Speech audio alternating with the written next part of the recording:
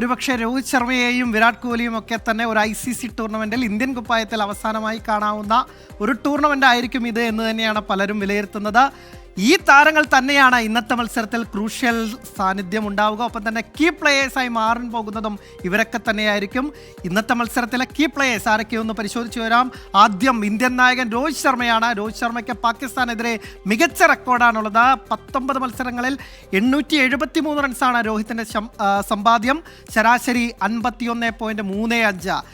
8 തവണ 50 നേടിയപ്പോൾ 2 തവണ സെഞ്ചുറി നേടി. ഇതിലൊന്ന് 2019 ലോകകപ്പിൻ്റെ സെമി ഫൈനലായിരുന്നു എന്നതും ഓർക്കണം. 140 അന്നത്തെ രോഹിത്തിൻ്റെ ആ സെഞ്ചുറി. അത് ഇന്ത്യയെ വലിയ രീതിയിൽ സഹായിക്കുകയും ചെയ്തു. എന്തായാലും രോഹിത്തിന് മറ്റൊരു ഉയർന്ന സ്കോർ കണ്ടെത്താൻ സാധിക്കുമെന്ന് തന്നെയാണ് ഹിറ്റ്മാൻ്റെ ആരാധകർ പ്രതീക്ഷിക്കുന്നത്. ഒപ്പം തന്നെ കിങ്ങിൻ്റെ ആരാധകരും കാത്തിരിക്കുകയാണ്. കോഹ്ലിക്കും പാകിസ്ഥാനെതിരെ മികച്ച റെക്കോർഡാണുള്ളത്. ഒരുപക്ഷെ മികച്ചതെന്ന് പറയാൻ അതിനേക്കാൾ വലിയ ഒരു വാക്കുകൾ ഉപയോഗിക്കേണ്ടി വരും. 16 മത്സരങ്ങളിൽ നിന്ന് 678 റൺസാണ് കോഹ്ലി പാകിസ്ഥാനെതിരെ നേടിയത്.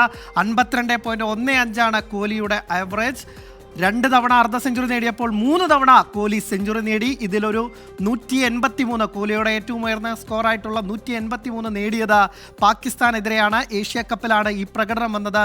കോഹ്ലി കഴിഞ്ഞ മത്സരത്തിൽ ചെറിയ സ്കോറിൽ പുറത്തായെങ്കിലും കോഹ്ലി പാകിസ്ഥാനെതിരെ വരുമ്പോൾ എല്ലാ കാലത്തും മികച്ച പ്രകടനം കാഴ്ചവെക്കുന്നതാണ്.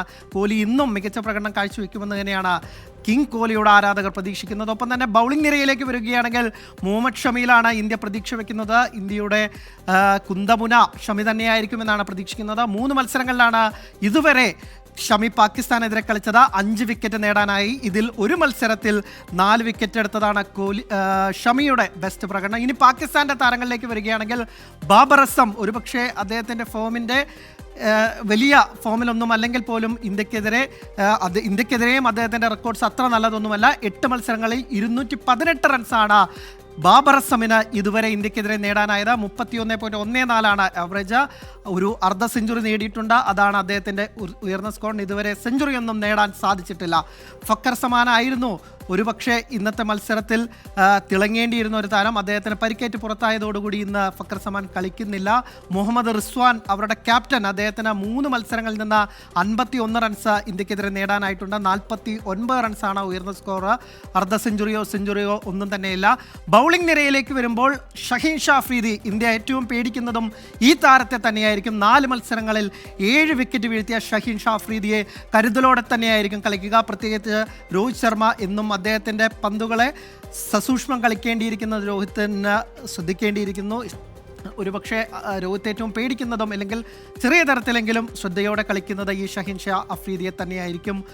അതിഥികളിലേക്ക് ഒരിക്കൽ കൂടി നമുക്ക് പോകാം. ടിനു, ഈ എത്രയായിരിക്കും ഒരു സ്കോർ എന്നുള്ളതാണ് നമുക്ക് അറിയേണ്ടിയിരിക്കുന്നത്. പാകിസ്ഥാൻ എത്രയായിരിക്കും അവരുടെ ഒരു സേഫ് സ്കോർ? ഒപ്പം തന്നെ ഞാനിപ്പോൾ വിശദീകരിച്ചത് ഇന്ത്യയുടെ കീ പ്ലേയേഴ്സ് ആരൊക്കെയാണ്. ഒരുപക്ഷെ പാകിസ്ഥാനെതിരായ പ്രീവിയസ് റെക്കോർഡ്സ് പരിശോധിക്കുമ്പോഴാണ് ഗില്ലടക്കമുള്ള താരങ്ങളുണ്ട്. താങ്കളുടെ പ്രതീക്ഷ ആരാണ്? ഇന്ന് ആര് ഖസറും? ഒപ്പം തന്നെ എന്തായിരിക്കും ഈ മത്സരത്തിൽ ഹീറോ ആരാവും?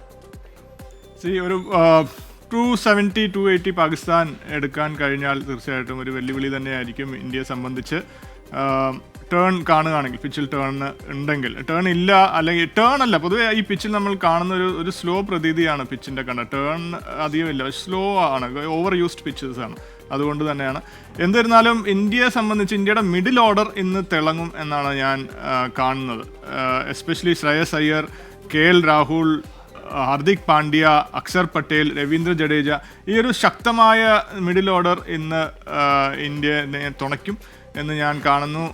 ബോളിംഗ് നിരയിൽ കുൽദീപ് യാദവ്, എസ്പെഷ്യലി ഇവർക്ക് റൈറ്റ് ഹാൻഡേഴ്സ് ഒരുപാട് ഉള്ളത് കൊണ്ട് തന്നെ അദ്ദേഹത്തിൻ്റെ ഗൂഗിളിയും രവീന്ദ്ര ജഡേജയും തീർച്ചയായിട്ടും ഇന്ന് ഫോമിൽ വരും എന്ന് ഞാൻ കരുതുന്നു. ഇനി അജിത് കുമാറിലേക്കാണ്. അജിത് കുമാർ, താങ്കളുടെ ഒരു കീ പ്ലെയർ, ഇന്നത്തെ താരം ആരാകുമെന്നാണ് താങ്കളുടെ ഒരു പ്രതീക്ഷ? സ്പിന്നേഴ്സ് കളി തിരിക്കുമെന്നാണോ അതോ ഗില്ലാട്ടം വീണ്ടും കാണുമെന്നാണോ? അല്ല, എൻ്റെ ഒരു ഫീലിംഗ് ബോളിംഗിലെ കീ പ്ലെയർ തീർച്ചയായിട്ടും ഹാർദിക് പാണ്ഡ്യ. കാരണം ഹാർദിക് പാണ്ഡ്യയുടെ ഒരു സ്റ്റൈൽ ഓഫ് ബോളിംഗ് ഉണ്ട്, അതാണ് ഇവരെപ്പോഴും പേടിക്കുന്നത്. പാകിസ്ഥാൻ ഏറ്റവും പേടിയും ഹാർദിക് പാണ്ഡ്യ. ഹാർദിക് ഇന്ന് ഒരു ബോളിംഗിലെ ഒരു ക്രൂഷ്യൽ ഫാക്ടർ ആയിരിക്കുന്നതാണ് എനിക്ക് തോന്നുന്നത്. സ്പിന്നേഴ്സിൽ ഞാൻ ടിനുവിന് ചോദിക്കുന്നത് കുൽദീപ് യാദവിനെയാണ് നമ്മുടെ ഒരു കുന്തമന. കുൽദീപ് യാദവും രവീന്ദ്ര ജഡേജ ആയിരിക്കും സ്പിന്നേഴ്സിൽ. പക്ഷെ സ്പേസേഴ്സിൽ ഹാർദിക്കിനും ഓഫ് കോഴ്സ് ഷമി ഒരു കൺസിസ്റ്റന്റ് ആണ്, 1-2 വിക്കറ്റ് എന്തായാലും അദ്ദേഹം നമുക്ക് എപ്പോഴും പ്രതീക്ഷിക്കാം. പക്ഷെ ഹർദിക്കിന്റെ ഒരു ബോളിംഗ് പെർഫോമൻസ് ക്രൂഷ്യലാണ്. ബോളിംഗ് കാരണം ഇന്ത്യ ആദ്യം ബോൾ ചെയ്യുന്നതുകൊണ്ട് ഞാൻ പറയണം. ബാറ്റിങ്ങിൽ തീർച്ചയായിട്ടും രോഹിത്തും ശുഭ്മാൻ ഗില്ലും നല്ലൊരു ഓപ്പണിംഗ് പാർട്ട്ണർഷിപ്പ് ഇട്ടില്ലെങ്കിൽ ബുദ്ധിമുട്ടായിരിക്കും. പക്ഷെ ഒരു കീ പ്ലെയർ ഞാൻ താങ്കൾ എന്നോട് ചോദിച്ചാൽ അത് ശ്രേയസ് അയ്യറാണ്.